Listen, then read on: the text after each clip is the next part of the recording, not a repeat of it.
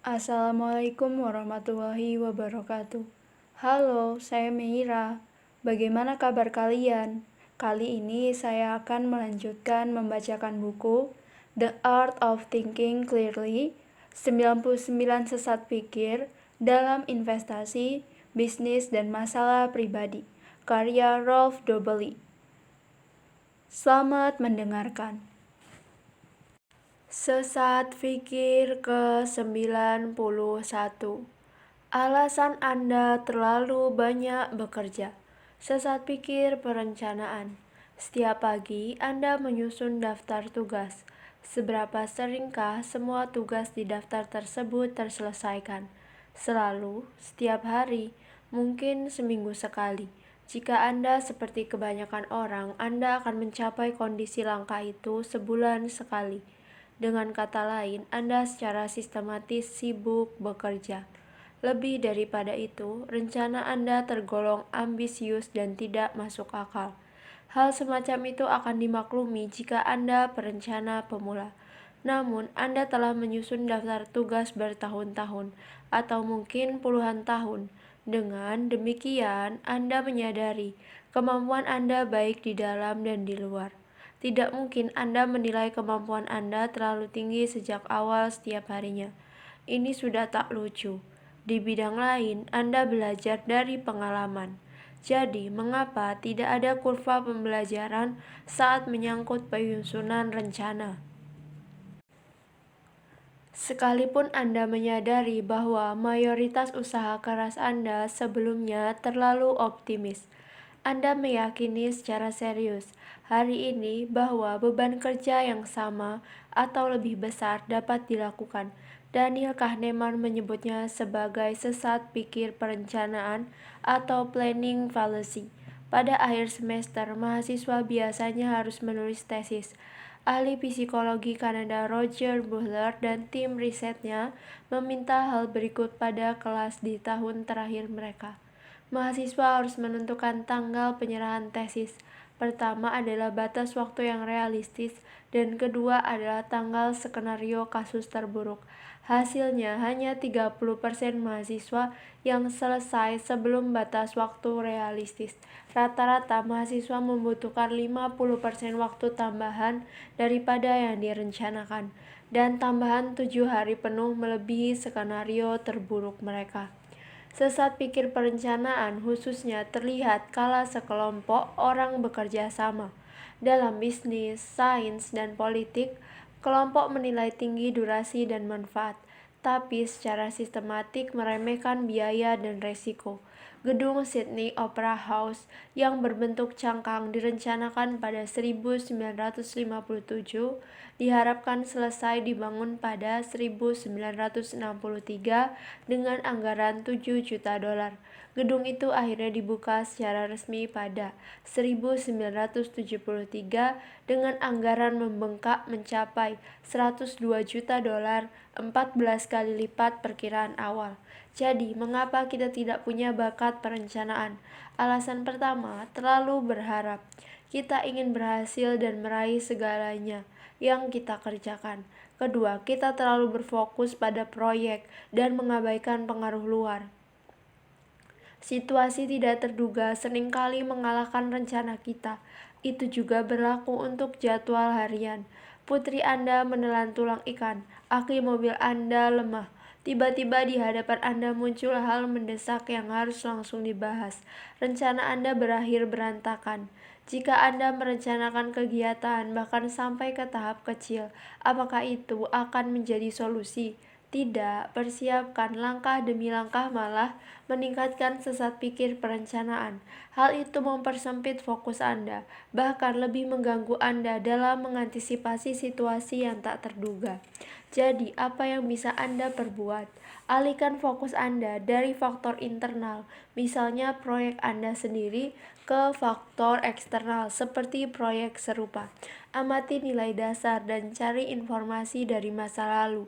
Jika usaha lain yang tipenya sama perlu 3 tahun dan menghabiskan 5 juta dolar, maka itu mungkin juga akan berlaku pada proyek Anda. Tak peduli seberapa hati-hatinya Anda menyusun rencana, lalu yang terpenting, Sesaat sebelum mengambil keputusan, lakukanlah apa yang disebut sesi pra-mortem secara harfiah sebelum kematian. Ahli psikologi Amerika Gary Klein merekomendasikan untuk menyampaikan pidato singkat di depan tim yang berkumpul. Bayangkan setahun dari hari ini, kita sudah mengikuti rencana sepenuhnya. Hasilnya malah kacau. Gunakan waktu 5 atau 10 menit untuk menuliskan kekacauan itu. Cerita tersebut akan menggambarkan kepada Anda bagaimana kemungkinan situasi akhirnya. Sesat fikir ke-92, yang memegang palu hanya melihat paku. Deformasi profesional. Seorang laki-laki mengambil pinjaman, memulai suatu usaha dan tidak lama kemudian jatuh bangkrut. Dia mengalami depresi dan bunuh diri. Apa yang Anda pelajari dari cerita itu? Sebagai seorang analisis bisnis, Anda ingin memahami mengapa gagasan bisnis itu tidak berhasil. Apakah dia seorang pemimpin yang buruk? Apakah strateginya salah? Pasar terlalu kecil atau kompetisi terlalu besar? Sebagai seorang tenaga pemasaran, Anda membayangkan periklanannya tidak dilakukan dengan baik atau dia tak berhasil meraih konsumen targetnya. Jika Anda seorang ahli keuangan, Anda akan menanyakan apakah pinjaman adalah instrumen keuangan yang paling tepat. Sebagai wartawan lokal, Anda menyadari potensi cerita. Untunglah dia bunuh diri. Sebagai seorang penulis, Anda berpikir bagaimana insiden itu bisa berkembang menjadi sejenis tragedi Yunani. Sebagai seorang bankir, Anda percaya kesalahan terjadi di bagian peminjaman. Sebagai seorang sosialis, Anda menyalahkan kegagalan kapitalisme. Sebagai seorang beragama konservatif, Anda melihatnya sebagai hukuman dari Tuhan. Sebagai seorang psikiater, Anda mengenali tingkat serotonin rendah. Manakah sudut pandang yang tepat? Tak satu pun sudut pandang itu tepat. Jika peralatan Anda hanyalah palu, semua masalah Anda adalah paku. Kata Mark Twain, kutipan yang menyimpulkan deformasi profesional atau deformation professionally dengan sempurna. Charlie Munger, rekan bisnis Warren Buffett, menamai efek tersebut kecenderungan pemegang palu. Mengikuti Twain, tapi itu adalah cara berpikir dan bekerja yang menimbulkan bencana menghancurkan di dunia. Jadi Anda harus memiliki berbagai model. Dan model itu harus berasal dari berbagai ilmu. Karena semua kebijakan di dunia tidak akan ditemukan dalam satu bidang akademis yang sempit. Berikut ini adalah beberapa contoh deformasi profesional. Ahli bedah ingin memecahkan semua masalah kesehatan dengan sebilah pisau bedah. Bahkan jika pasien dapat diobati tanpa perlu dibedah. Tentara memikirkan militer sebagai solusi pertama. Insinyur secara struktural. Ahli tren melihat tren di dalam segala hal. Kebetulan ini adalah salah satu cara paling bodoh untuk melihat dunia. Singkatnya, jika Anda menanyai seseorang mengenai inti masalah tertentu, biasanya mereka menghubungkannya dengan wilayah keahlian mereka sendiri. Jadi, apa yang salah? Tak ada yang salah jika misalnya seorang penjahit hanya mengurusi apa yang dia tahu. Deformasi profesional menjadi berbahaya ketika seseorang menerapkan keahliannya di wilayah yang tidak semestinya. Tentu saja Anda pernah mengalami beberapa hal ini. Guru yang memarahi teman seperti memarahi murid. Ibu baru yang mulai memperlakukan suami seperti memperlakukan anak-anak. Atau pertimbangkan lembar bentang Excel yang saat ini ada di setiap komputer. Kita menggunakannya untuk tujuan yang sudah melenceng. Misalnya ketika membuat perkiraan keuangan 10 tahun ke depan untuk perusahaan baru, atau ketika membandingkan calon kekasih yang kita pilih dari situs kencan. Lembar bentang Excel mungkin salah satu temuan mutakhir yang paling berbahaya di bidangnya sendiri pun. Seseorang yang memegang palu cenderung menggunakannya dengan berlebihan. Pengamat sastra terlatih untuk menemukan petunjuk lambang dan pesan-pesan tersembunyi pengarang. Sebagai seorang penulis novel, saya menyadari bahwa pengamat sastra menghayalkan keberadaan perangkat-perangkat tersebut meski sebenarnya tidak ada. Ini tidak jauh dari yang juga dilakukan oleh wartawan bisnis. Mereka menelusuri ungkapan paling sepele. Gubernur Bank Sentral dan entah bagaimana caranya menemukan petunjuk mengenai perubahan kebijakan fiskal dengan menguraikan kata-kata itu. Kesimpulannya, jika Anda membawa masalah Anda kepada seorang ahli, jangan harap solusi terbaik secara menyeluruh. Harapkan pendekatan yang dapat dipecahkan dengan alat bantu milik ahli tersebut. Otak bukanlah komputer pusat. Otak adalah pisau Swiss Army dengan banyak alat khusus. Sayangnya pisau saku kita itu tidaklah lengkap. Dengan adanya pengalaman hidup dan keahlian profesional, kita telah memiliki beberapa pisau. Tapi untuk dapat memperlengkapi diri kita dengan lebih baik, kita harus mencoba untuk menambahkan 2 atau 3 peralatan tambahan untuk mempertunjukkan kita model-model mental yang jauh dari wilayah keahlian kita. Contohnya, selama beberapa tahun terakhir, saya telah mulai mengambil pandangan biologis terhadap dunia dan telah meraih pemahaman baru mengenai sistem yang kompleks. Temukan kekurangan-kekurangan Anda dan cari pengetahuan dan metodologi yang sesuai untuk menyeimbangkannya. Diperlukan sekitar 1 tahun untuk menginternalisasi gagasan-gagasan yang paling penting dari bidang yang baru, dan itu layak. Pisau saku Anda akan menjadi lebih besar dan serbaguna, dan pikiran Anda lebih tajam. Sesat Pikir ke-93, Misi Berhasil. Efek J. Garnick, Berlin 1927. Sekelompok mahasiswa dan profesor suatu universitas mengunjungi rumah makan. Pelayan menerima pesanan demi pesanan, termasuk permintaan khusus, tapi tidak merasa perlu untuk mencatat apapun. Mereka pikir hasilnya akan berantakan, tapi sesudah tidak lama menunggu, semua pesanan diterima persis seperti yang mereka pesan. Setelah makan malam di pinggir jalan luar rumah makan, mahasiswa psikologi dari Rusia, Bluma Zeigarnik, menyadari shell-nya tertinggal di rumah makan. Dia masuk kembali dan bertemu dengan pelayan yang memiliki ingatan mengagumkan itu, dan bertanya kalau pelayan itu melihat salnya. Si pelayan memandang dengan tatapan kosong. Pelayan itu sama sekali tidak mengingat Zeigarnik atau tempat dia duduk. "Bagaimana mungkin kau lupa?" Zeigarnik bertanya dengan marah, "terutama dengan ingatanmu yang luar biasa." Pelayan itu menjawab dengan singkat, "Saya menyimpan pesanan di dalam kepala sampai selesai disajikan."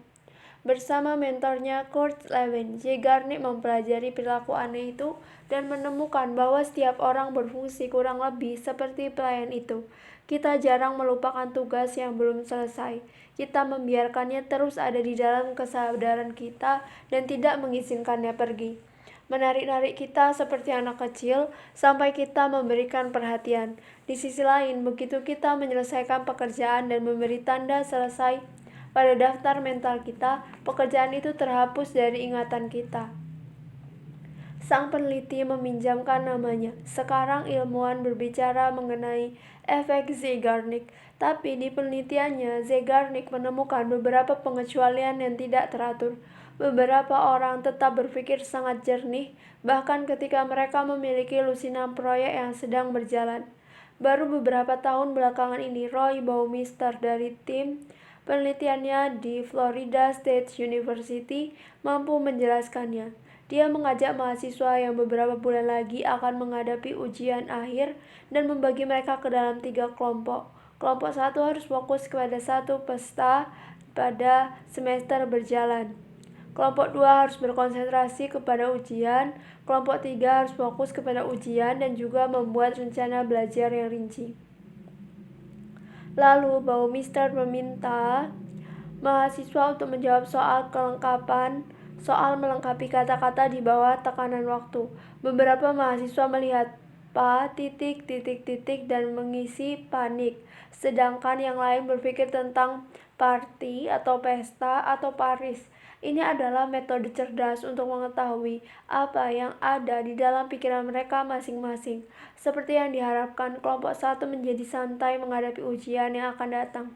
sedangkan kelompok 2 tidak dapat memikirkan apapun selain ujian. Yang paling menakjubkan adalah hasil kelompok 3. Walau para mahasiswa itu juga harus fokus kepada ujian yang akan datang, pikiran mereka jernih dan bebas dari rasa gelisah. Penelitian lebih lanjut mengkonfirmasinya, tugas berat menggerogoti kita hanya sampai kita punya gagasan yang jelas tentang bagaimana kita akan menghadapinya. Zeigarnik keliru ketika percaya bahwa tugas perlu diselesaikan untuk dapat dihapus dari ingatan. Namun sebenarnya tidak, satu rencana kerja sudah cukup. David Allen, pengarang buku laris yang diberi judul sangat tepat, Getting Things Done, berpendapat bahwa dia memiliki satu tujuan, memiliki pikiran sejernih air. Untuk mencapainya, Anda tidak perlu menyortir hidup Anda ke dalam kotak-kotak yang rapi.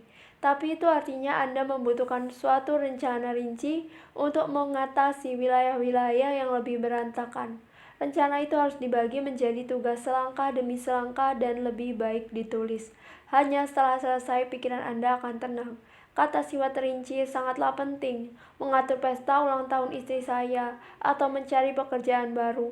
Tidak ada gunanya Ellen memaksa klien-kliennya untuk memisahkan proyek-proyek tersebut dalam 20-50 tugas terpilih. Perlu dikatakan bahwa rekomendasi Allen sepertinya buyar di hadapan kekeliruan perencanaan. Bab 91. Semakin rinci perencanaan kita, semakin cenderung kita mengabaikan faktor-faktor sekitar yang akan mengelincirkan proyek-proyek kita. Tapi ini intinya, jika Anda menginginkan ketenangan pikiran, ikuti pendekatan Allen. Jika Anda menginginkan pikiran yang paling akurat mengenai harga, keuntungan, dan durasi suatu proyek, lupakan rincian rencana Anda dan carilah proyek yang mirip. Jika Anda menginginkan keduanya, lakukan keduanya. Untungnya Anda dapat melakukan semuanya sendiri dengan bantuan perangkat yang jelas berteknologi rendah. Letakkan buku catatan di sebelah tempat tidur Anda, lain kali Anda tidak dapat tidur. Tuliskan tugas-tugas yang belum selesai dan cara Anda mengatasinya. Hiruk-pikuk suara hati Anda akan diam. Anda ingin bertemu dengan Tuhan, tapi kehabisan makanan kucing. Jadi buatlah rencana untuk mengatasinya, kata Ellen. Nasihatnya sangat jelas meski Anda telah menemukan Tuhan atau tidak memiliki kucing. Sesat pikir ke-94. Perahu lebih penting daripada dayung. Ilusi keterampilan.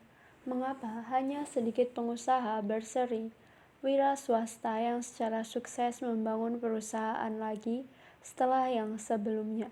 Tentu saja ada Steve Jobs dan Richard Branson, tapi mereka mewakili minoritas sangat kecil. Pengusaha berseri adalah kurang daripada 1% dari semua orang yang mendirikan perusahaan. Apakah setelah sukses pertama mereka semua pensiun di kapal pesiar pribadi seperti yang dilakukan Paul Allen, salah seorang pendiri Microsoft? Tentu tidak. Wira swasta sejati terlalu bersemangat untuk dapat berbaring di atas kursi pantai selama berjam-jam. Apakah karena mereka tidak dapat melepaskan dan ingin mengurus perusahaan-perusahaan mereka sampai berumur 65? Tidak, kebanyakan pendiri menjual sahamnya dalam 10 tahun. Sebenarnya, Anda akan mengasumsikan bahwa perintis semacam itu yang diberkati dengan bakat, jaringan pribadi yang baik, dan reputasi yang kuat sudah sangat siap untuk mendirikan berbagai perusahaan baru lain. Jadi, mengapa mereka berhenti? Mereka tidak berhenti, mereka hanya gagal untuk sukses. Hanya satu alasan yang masuk akal. Keberuntungan berperan lebih besar dibandingkan keterampilan. Tidak ada seorang pengusaha pun yang senang mendengarnya. Ketika pertama kali saya mendengar mengenai ilusi keterampilan, illusion of skill, reaksi saya adalah apa? Kesuksesan saya hanya kebetulan. Pada awalnya itu terdengar sedikit menyinggung, terutama jika Anda sudah berusaha keras mencapainya.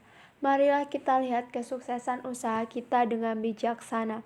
Berapa banyak yang disebabkan keberuntungan? Dan berapa banyak yang merupakan hasil kerja keras dan bakat yang khas? Pertanyaan ini mudah disalahpahami. Tentu saja, hanya sedikit yang dapat dicapai tanpa bakat dan tidak ada yang dapat dicapai tanpa kerja keras. Sayangnya, kerja keras maupun keahlian bukanlah kriteria kunci untuk sukses. Keduanya perlu, tapi tidak cukup. Bagaimana kita mengetahuinya? Ada tes sederhana. Ketika seseorang sukses untuk waktu yang lama atau ketika mereka menikmati lebih banyak keberhasilan dalam jangka panjang dibandingkan dengan orang-orang yang lebih tidak berkualitas. Saat itu dan hanya saat itulah bakat yang menjadi unsur penting. Bukan ini masalahnya dengan pendirian perusahaan. Jika memang begitu, setelah keberhasilan pertama, sebagian besar wira swasta sukses akan melanjutkan mendirikan dan mengembangkan usaha baru kedua, ketiga, dan keempat. Bagaimana dengan pemimpin perusahaan? Seberapa pentingnya mereka bagi kesuksesan perusahaan? Peneliti telah menentukan serangkaian ciri yang dianggap berhubungan dengan CEO yang kuat, prosedur manajemen, kecerdasan strategis pada masa lalu, dan lain-lain. Lalu mereka mengukur hubungan antara ciri itu dan di satu sisi dan peningkatan nilai perusahaan selama masa kepemimpinan CEO itu di sisi lain. Hasilnya, jika Anda membandingkan dua perusahaan secara acak, dalam 60% kasus perusahaan yang lebih kuat dipimpin oleh CEO yang lebih kuat.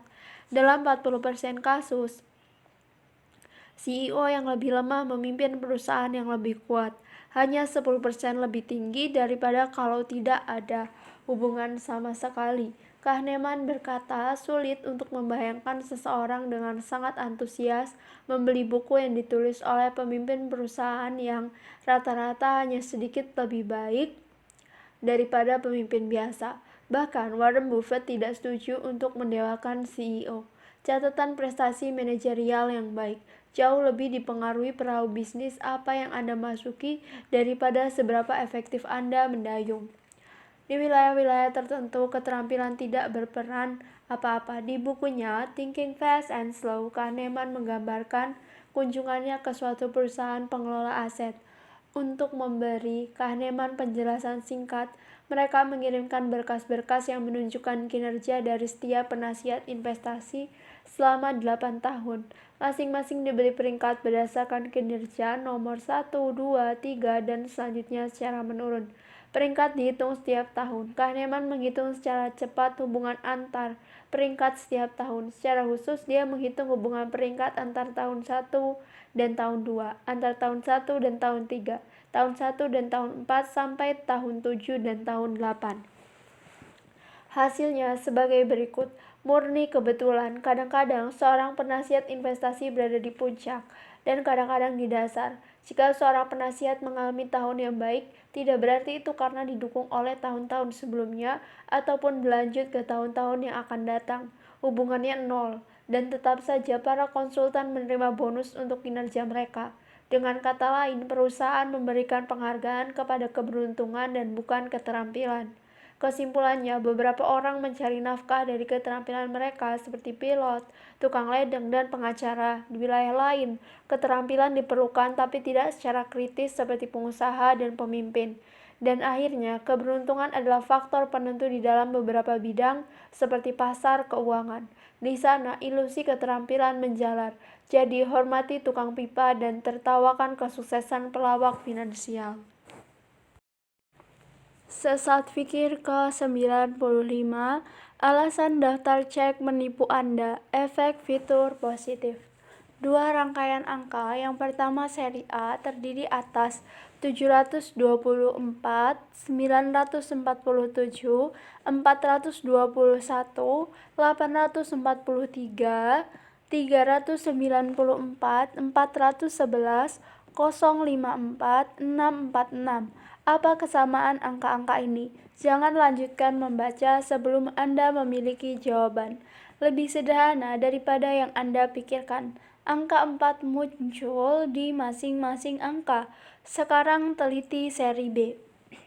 349, 851, 274, 905, 772, 032854113.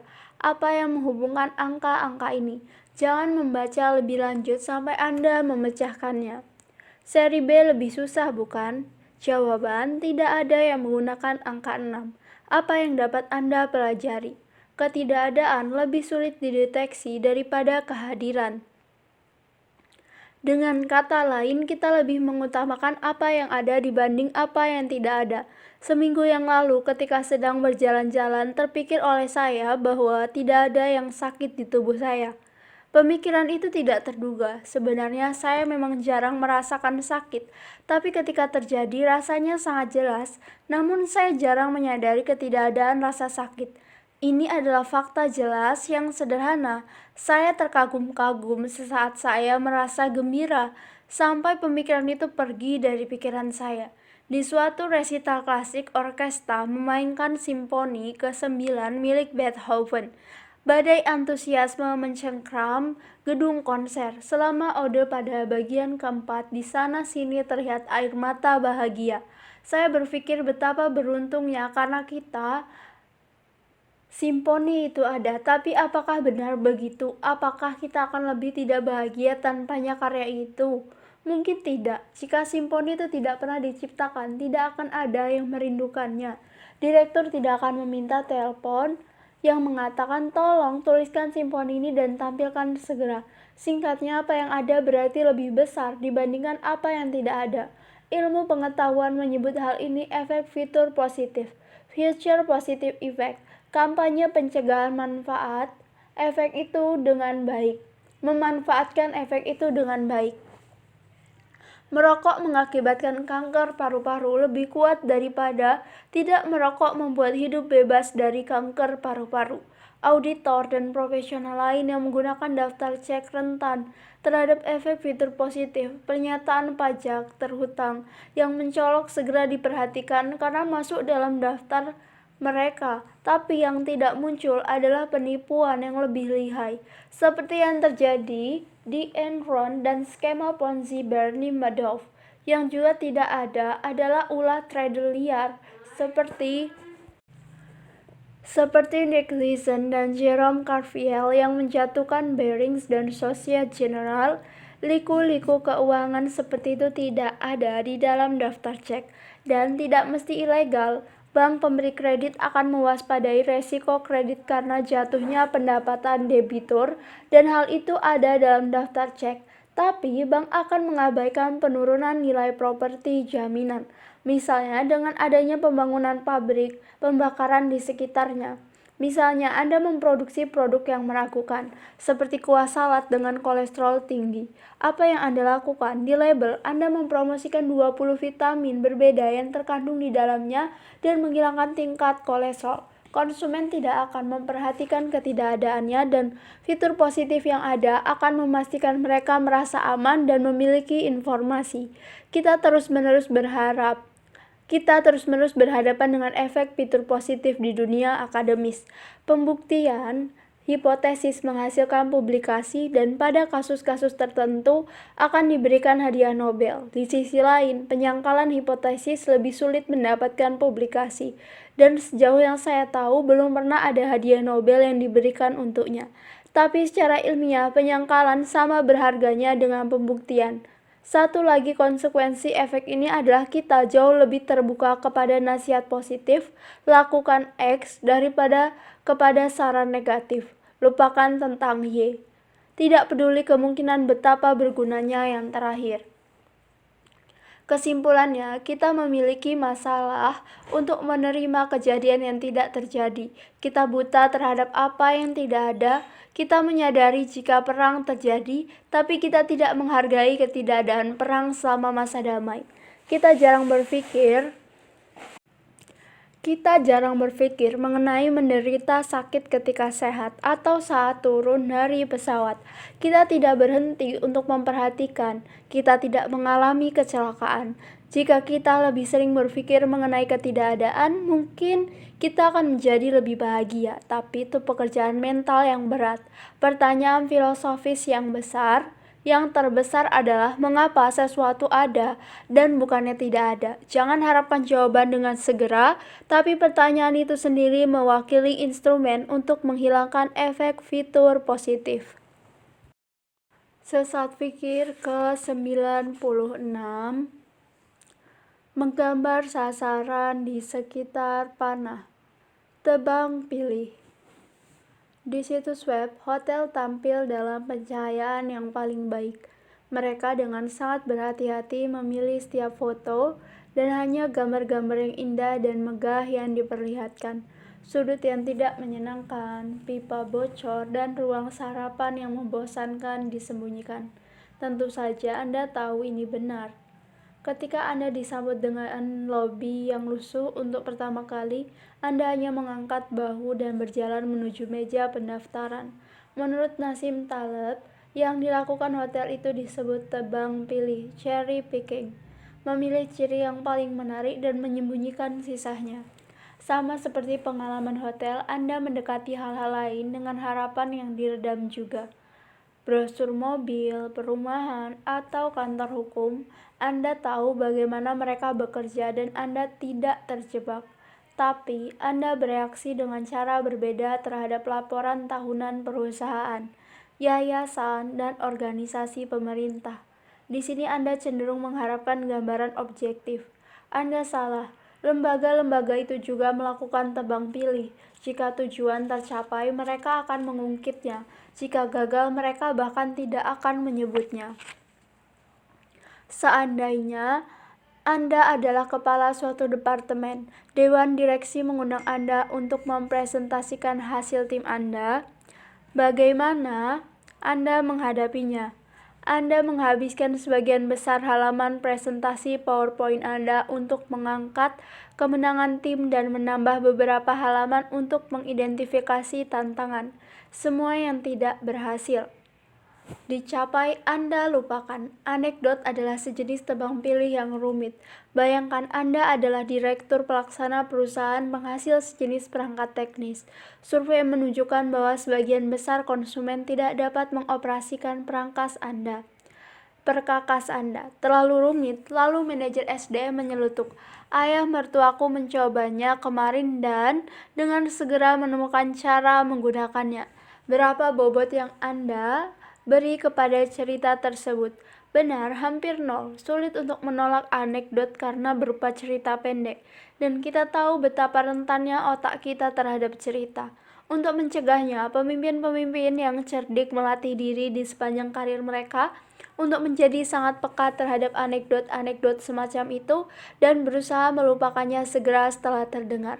Semakin tinggi atau elit suatu bidang, semakin kita tertarik dengan tebang pilih. Di Anti-Fragile, Taleb menggambarkan bagaimana semua wilayah penelitian, dari filsafat ke pengobatan ke ekonomi, menyombongkan hasil-hasilnya seperti politikus akademisi yang juga terbiasa mengatakan kepada kita apa yang mereka lakukan, bukan apa yang tidak mereka lakukan. Karena itu menunjukkan betapa diperlukan metode mereka. Murni tebang pilih, tapi rasa hormat kita kepada dunia akademik terlalu besar untuk dapat menyadari hal itu. Atau pertimbangkan profesi kesehatan. Mengatakan kepada semua orang bahwa mereka tidak seharusnya merokok adalah sumbangan medis paling besar selama 60 tahun terakhir, mengalahkan semua penelitian dan kemajuan medis sejak akhir Perang Dunia II. Dr. Brian Bridge memastikan dalam buku Taking the Medicine, beberapa hal antibiotik misalnya menarik perhatian kita, akibatnya peneliti obat dielu-elukan, sedangkan penggiat anti rokok tidak. Departemen administrasi dalam perusahaan besar mengagung-agungkan dirinya seperti yang dilakukan pengusaha hotel. Mereka adalah pakar dalam menampilkan apa yang sudah mereka lakukan, tapi mereka tidak pernah menyampaikan apa yang belum mereka raih bagi perusahaan. Apa yang harus Anda lakukan? Jika Anda duduk di dalam dewan pengawas di organisasi semacam itu, tanyakan mengenai yang tak ditebang, proyek-proyek yang gagal, dan tujuan-tujuan yang tidak tercapai. Anda belajar jauh lebih banyak dari hal-hal yang tak tercapai dibandingkan dari kesuksesan. Tapi betapa jarangnya pertanyaan-pertanyaan seperti itu diajukan. Kedua, daripada memperkerjakan segerombolan kontrolir finansial untuk menghitung biaya sampai ke angka sen, periksalah kembali target-targetnya. Anda akan terkejut menemukan bahwa dari waktu ke waktu, tujuan yang sesungguhnya telah luntur. Tujuan asli diganti secara diam-diam dan rahasia dengan tujuan pribadi yang selalu dicapai. Jika Anda menemukan target semacam itu, alarm harus dinyalakan. Itu serta dengan menembakkan anak panah dan menggambar sasaran di sekitar tempat anak panah tertancap. Sesat pikir ke-97. Perburuan kambing hitam. Sesat pikir penyebab tunggal. Chris Matthew adalah salah seorang wartawan utama MSNBC. Di acara beritanya, mereka yang disebut pengamat politik diundang satu demi satu dan diwawancarai. Saya tidak pernah mengerti apa itu pengamat politik atau mengapa karir semacam itu diperlukan. Pada tahun 2003, invasi Amerika Serikat ke Irak adalah isu yang dibicarakan semua orang. Yang lebih penting dibandingkan jawaban-jawaban sang pengamat adalah pertanyaan-pertanyaan Chris. Apa motif dibalik perang itu? Saya ingin tahu apakah 9/11 adalah alasannya, karena banyak orang berpikir ini adalah pembalasan. Apakah Anda berpikir senjata pemusnahan massal adalah alasan untuk perang ini? Menurut Anda, mengapa kita menginvasi Irak? Alasan sebenarnya bukan alasan untuk membenarkannya. Dan selanjutnya, saya tidak dapat membiarkan pertanyaan-pertanyaan seperti itu lagi. Semuanya adalah gejala suatu kesalahan mental yang paling umum. Namun, anehnya tidak memiliki istilah sehari-hari. Untuk saat ini, kalimat aneh, sesat pikir penyebab tunggal, fallacy of the single case adalah sudah cukup. 5 tahun kemudian, pada tahun 2008, panik mewarnai pasar keuangan. Bank-bank sakit dan harus dirawat untuk kembali sehat dengan suntikan uang dolar dari pajak. Investor, politikus, dan wartawan dengan marah mencari akar krisis. Kebijakan moneter yang longgar milik Greenspan, kebodohan para investor, lembaga pemeringkat yang meragukan, auditor yang korup, model resiko yang buruk, ketamakan semata, penyebabnya adalah bukan satu pun. Sekaligus semuanya, musim panas yang nyaman, perceraian seorang kawan, perang dunia I, kanker, penembakan di sekolah, kesuksesan menduniai satu perusahaan, penemuan tulisan. Setiap orang yang berpikir jernih tahu bahwa tidak ada satu faktor tunggal yang menghasilkan kejadian-kejadian tersebut, tapi ada ratusan, ribuan, tak terhingga faktor yang bergabung. Tetap saja kita terus mencoba mencari satu saja. Ketika apel matang dan jatuh, apa yang membuatnya jatuh? Apakah karena tertarik ke tanah? Apakah karena batang yang layu? Apakah karena matahari membuatnya kering? Karena beratnya bertambah? Karena angin menggoyangkannya? Karena anak laki-laki yang berdiri di bawah ingin memakannya? Penyebabnya bukan satu hal. Di kalimat dalam War and Peace itu, Tolstoy mengatakannya dengan sangat tepat. Seandainya Anda adalah seorang manajer produk merek sereal sarapan yang terkenal, Anda baru saja meluncurkan jenis organik dengan kadar gula rendah. Setelah 1 bulan, sangat jelas bahwa produk baru itu gagal. Bagaimana cara Anda menyelidiki penyebabnya? Pertama, Anda tahu bahwa tidak akan pernah ada satu faktor tunggal. Ambillah selembar kertas dan tuliskan semua alasan yang mungkin. Lakukanlah hal yang sama untuk alasan di balik alasan-alasan ini. Setelah beberapa lama, Anda akan memiliki jejaring faktor yang dapat berpengaruh. Kedua, soroti hal-hal yang dapat Anda ubah dan hapus yang tidak dapat diubah seperti sifat dasar manusia.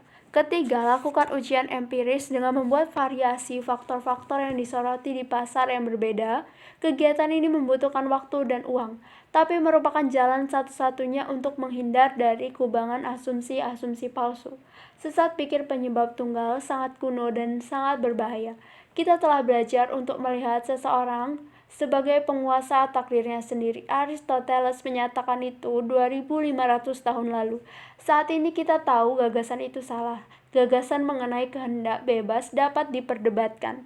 Tindakan-tindakan kita didorong oleh interaksi ribuan faktor, dari kecenderungan genetis sampai asuhan, dari pendidikan sampai konsentrasi. hormon di antara sel-sel otak seseorang. Namun masih saja kita berpegang erat pada citra lama. Manusia yang bisa mengatur dirinya sendiri itu tidak hanya salah, tapi juga bermasalah secara moral. Selama kita percaya hanya ada alasan tunggal, kita akan selalu dapat melacak kemenangan atau bencana ke orang perorangan dan memberi cap bertanggung jawab kepada mereka. Perburuan bodoh untuk satu kambing hitam berjalan bersamaan dengan penggunaan kekuasaan, permainan yang telah berjalan selama ribuan tahun. Dan tetap saja, sesat pikir penyebab tunggal sangat populer sehingga Tracy Chapman mampu meraih sukses mendunia. Give Me One Reason adalah lagu yang menjamin kesuksesannya. Namun, tunggu dulu, bukankah ada beberapa yang lain juga? Sesat pikir ke-98, mengapa setan jalanan kelihatan tak berbahaya? Kesalahan niat memperbaiki. Anda mungkin sulit percaya, tapi setan jalanan menyetir dengan lebih aman dibandingkan dengan pengemudi yang berhati-hati. Mengapa? Ya, pertimbangkan hal ini.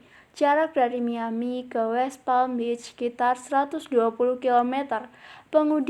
Pengemudi yang menempuh jarak itu dalam 1 jam atau kurang akan kita kategorikan sebagai pengemudi yang sembrono karena mereka berkendara pada kecepatan rata-rata 120 km per jam atau lebih. Yang lainnya kita masukkan ke dalam kelompok pengendara yang berhati-hati. Kelompok mana yang mengalami lebih sedikit kecelakaan? Tanpa keraguan, kelompok pengemudi yang sembrono. Mereka semua menyelesaikan perjalanan dalam waktu kurang dari 1 jam, sehingga tidak mungkin terlibat di dalam kecelakaan apapun. Secara otomatis, semua pengendara yang mengalami kecelakaan adalah mereka yang berada dalam kategori pengemudi yang lebih lambat. Contoh ini mengilustrasikan suatu kekeliruan yang sangat berbahaya yang disebut kesalahan niat memperbaiki atau intention to treat error. Sayangnya, tidak ada istilah yang lebih menarik untuk menjelaskannya. Mungkin bagi Anda, ini kedengaran seperti bias kelestarian pada bab 1. Tapi sebenarnya berbeda. Dalam bias kelestarian, Anda hanya melihat proyek atau mobil yang selamat, bukan yang kena musibah. Dalam kesalahan niat memperbaiki, proyek yang gagal atau mobil celaka juga menonjol di kategori yang salah. Baru-baru ini seorang bankir menunjukkan kepada saya penelitian yang menarik. Kesimpulannya, perusahaan yang memiliki utang di neraca keuangan secara signifikan lebih menguntungkan daripada perusahaan-perusahaan yang tidak memiliki utang, hanya ekuitas. Dengan bersemangat, bankir itu menekankan bahwa setiap perusahaan harus meminjam sesuai kemauannya. Dan tentu saja, banknya adalah tempat terbaik untuk melakukannya. Saya mempelajari penelitian itu lebih dalam. Bagaimana bisa?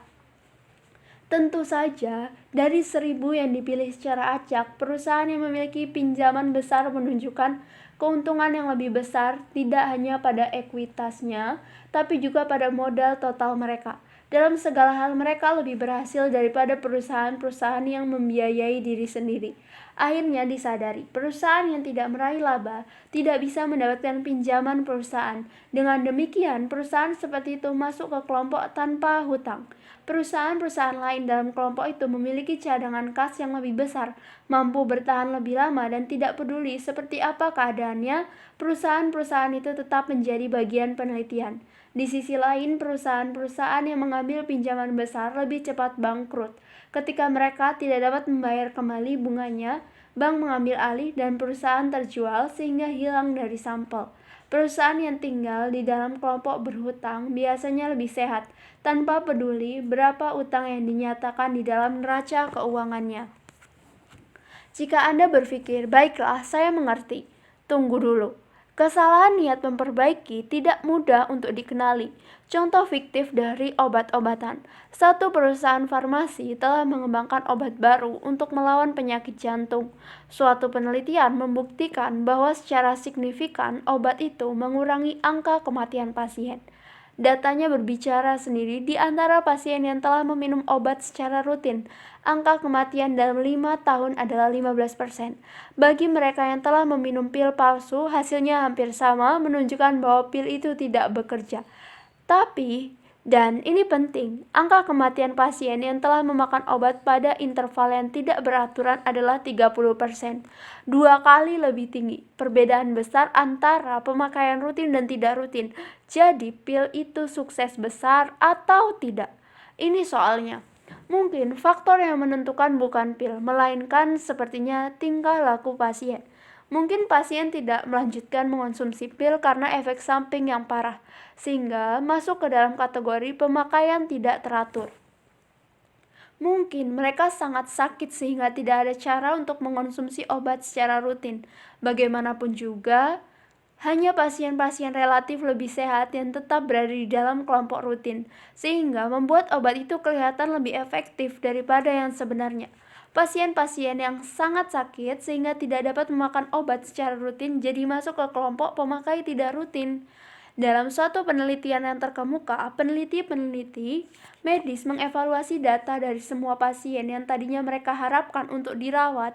Inilah penyebab judulnya. Tidak peduli apakah mereka ambil bagian di dalam percobaan atau keluar, sayangnya banyak penelitian yang mencemooh peraturan itu. Masih harus dilihat apakah itu disengaja atau tidak disengaja.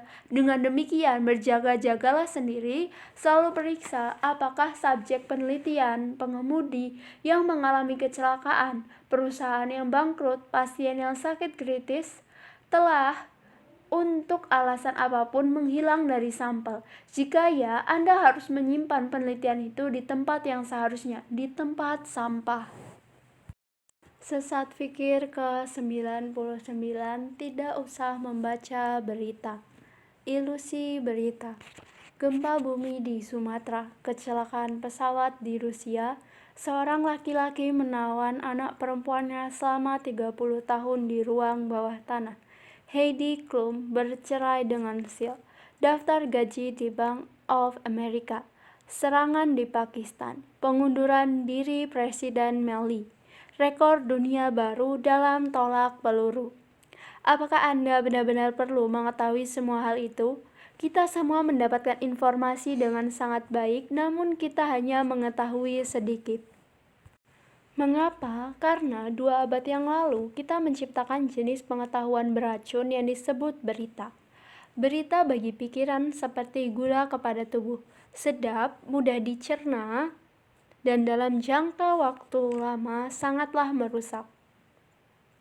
3 tahun yang lalu saya memulai suatu percobaan, saya berhenti membaca dan mendengarkan berita.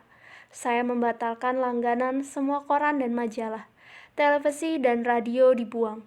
Saya menghilangkan aplikasi berita dari iPhone saya. Saya tidak menyentuh satupun koran gratis, dan secara sengaja memandang ke arah berlawanan ketika seseorang di dalam pesawat berusaha untuk menawarkan saya materi bacaan semacam itu. Minggu pertama terasa sulit, sangat sulit. Saya terus-menerus merasa takut ketinggalan sesuatu. Tapi setelah beberapa lama, saya memiliki pandangan baru. Hasil setelah 3 tahun, pikiran yang lebih jernih, pandangan yang lebih berharga, keputusan-keputusan yang lebih baik, dan lebih banyak waktu, dan yang paling baik, saya tidak melewatkan sesuatu pun yang penting. Jejaring sosial saya bukan Facebook, melainkan jejaring dunia nyata yang terdiri atas teman-teman dan kenalan berwujud, berdarah dan daging. Bekerja sebagai saringan berita dan menjaga saya agar tidak ketinggalan zaman. Selusin alasan muncul untuk menjaga jarak dengan berita. 3 yang utama. Pertama, otak kita bereaksi secara tidak seimbang kepada tipe informasi yang berbeda. Rincian yang memalukan, mengejutkan, mengutamakan orang, berisik, dan cepat berubah, semuanya merangsang kita, sedangkan informasi yang abstrak, kompleks, dan tidak diproses membius kita. Produsen berita banyak memanfaatkannya, cerita yang mencengkram, gambar yang norak, dan fakta-fakta sensasional menarik perhatian kita. Mari ingat sejenak model bisnis mereka, pengiklan memberi ruang dan dengan demikian membiayai acara berita dengan syarat iklan mereka terlihat. Hasilnya, segala sesuatu yang halus, kompleks, abstrak, dan mendalam harus disingkirkan secara sistematis. Walau cerita-cerita seperti itu jauh lebih relevan dengan hidup kita dan pemahaman kita tentang dunia. Akibat mengonsumsi berita, kita berjalan dengan peta kejiwaan yang terganggu mengenai resiko dan ancaman yang sebenarnya kita hadapi. Kedua, berita tidaklah relevan. Dalam 12 bulan terakhir, Anda mungkin mengonsumsi sekitar 10.000 potongan berita. Mungkin sekitar 30 berita per hari, jujurlah. Sebutkan satu di antaranya, satu saja yang membantu Anda mengambil keputusan yang lebih baik untuk hidup Anda, karir Anda, atau bisnis Anda. Jika dibandingkan dengan tidak mengetahui potongan berita itu, tidak seorang pun yang saya tanya mampu menjawab lebih daripada 2 berita yang berharga. Dari sekitar 10.000 hasil yang menyedihkan, kantor-kantor berita menegaskan bahwa informasi mereka memberikan Anda keunggulan kompetitif. Banyak yang percaya kenyataannya konsumsi berita mencerminkan kerugian kompetitif. Jika berita benar-benar menolong orang untuk maju, wartawan akan berada di puncak piramida pendapatan. Tapi tidak, malah sebaliknya. Ketiga, berita hanya membuang-buang waktu. Setengah umat manusia memboroskan setengah hari setiap minggu untuk membaca kejadian-kejadian saat ini. Secara global, itu kerugian produktivitas besar-besaran. Ambil contoh serangan teroris 2008 di Mumbai. Hanya karena haus pengakuan, teroris membunuh 200 orang. Katakan saja 1 miliar orang memberi 1 jam waktu mereka untuk mengikuti kelanjutannya. Mereka menonton berita terbaru menit demi menit dan mendengarkan obrolan konyol beberapa ahli dan komentator. Ini adalah angka perkiraan yang sangat realistis karena penduduk India lebih dari 1 miliar. Dengan demikian, perhitungan konservatif kami, 1 miliar orang dikalikan dengan 1 jam perhatian teralih sama dengan 1 miliar jam tanpa bekerja. Jika dihitung, kita mendapati bahwa mengonsumsi berita menyia-nyiakan sekitar 2.000 nyawa 10 kali lebih banyak daripada serangan itu. Pengamatan yang sarkastik tapi akurat. Saya akan meramalkan bahwa mengabaikan berita akan memberi Anda keuntungan sama banyaknya dengan menghapuskan salah satu dari 98 kesalahan lain yang termasuk di dalam halaman-halaman buku ini. Buang kebiasaan mengikuti berita. Lebih baik baca artikel dengan latar belakang yang panjang dan buku. Ya, tidak ada yang mengalahkan buku dalam memahami dunia. Audiobook dari buku ini telah usai. Terima kasih bagi teman-teman yang telah mendengarkan audiobook ini. Semoga kita semua bisa mendapat banyak manfaat dari buku ini. Bagi teman-teman yang ingin memberikan saran atau merekomendasikan buku, bisa menuliskan di kolom komentar. Baik, saya Meira. Sampai jumpa lagi di audiobook selanjutnya.